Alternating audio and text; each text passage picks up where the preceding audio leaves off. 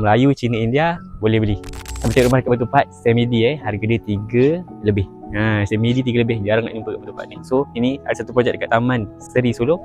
Siapa yang familiar area sini, nak cari location dekat sini, ataupun yang mungkin tak ada pilihan lagi, mungkin rumah dekat sini boleh jadi rumah idaman korang. So semi-D kat sini ada 3 bilik, 2 bilik air.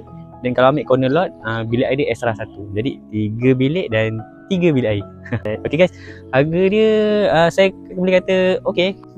So kat sini kawasan dah macet dah, ada kilang-kilang kat sana. Okay, kedai-kedai pun kat depan, banyak juga sekolah dekat dengan MRSM. Kalau cikgu-cikgu MRSM ada tengok video ni, boleh cuba riki-riki projek ni cikgu. Okay, projek kat Taman Seri Sulong ni, kita ambil alih daripada pemaju yang lama, kita bangunkan balik.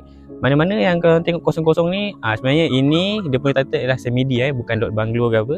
So kita ambil balik daripada pemaju lama, so kita bangunkan semi-D yang baru. Design dia tak macam tu lah.